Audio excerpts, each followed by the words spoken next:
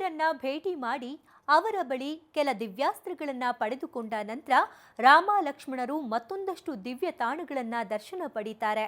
ಹೀಗೆ ಚಿತ್ರಕೂಟದಲ್ಲಿ ಸುತ್ತಾಡುತ್ತಿದ್ದ ಆ ತ್ರಿಮೂರ್ತಿಗಳಿಗೆ ಅಲ್ಲಿ ಮತ್ತೊಬ್ಬ ಮಹಾಶಕ್ತಿವಂತ ಋಷಿಯ ಭೇಟಿಯಾಗತ್ತೆ. ಅವರ ಆಶೀರ್ವಾದವೂ ಕೂಡ ರಾಮ ಲಕ್ಷ್ಮಣರಿಗೆ ದೊರಕಿತ್ತು.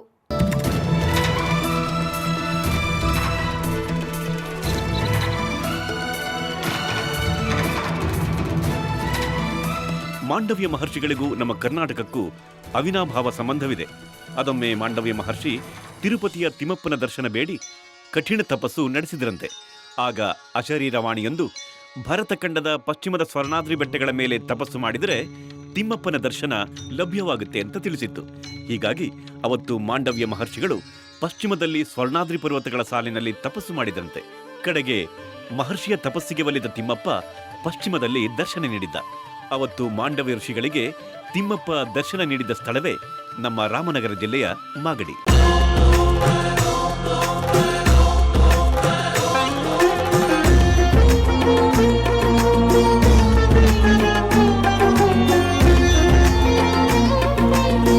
ಇನ್ನು ಬ್ರಹ್ಮಾಂಡ ಪುರಾಣದಲ್ಲೂ ಈ ಬಗ್ಗೆ ಉಲ್ಲೇಖವಿದೆ.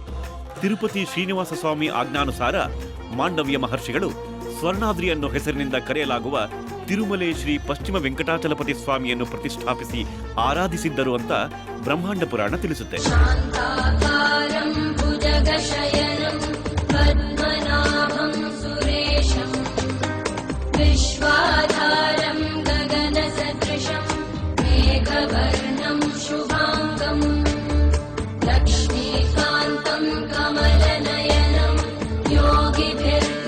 ಅವತ್ತು ಋಷಿಗಳಿಗೆ ತಿಮ್ಮಪ್ಪ ರಂಗನಾಥನಾಗಿ ದರ್ಶನ ನೀಡಿ ಅಲ್ಲೇ ಮಾಗಡಿ ರಂಗನಾಥನಾಗಿ ನೆಲೆಸ್ತಾನೆ.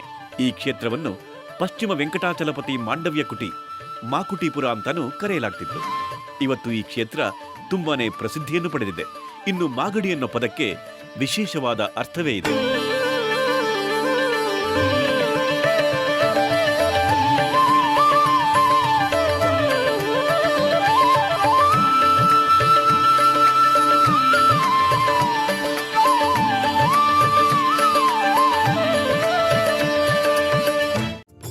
ಶ್ರೀರಾಮಚಂದ್ರ ಚಿತ್ರಕೂಟದಲ್ಲಿ ಭೇಟಿಯಾದ ಮುನಿಗಳ ಪೈಕಿ ಅಗಸ್ತ್ಯರು ಹಾಗೂ ಮಾಂಡವ್ಯ ಮುನಿಗಳ ಭೇಟಿ ಅತ್ಯಂತ ಮಹತ್ವವಾದುದು.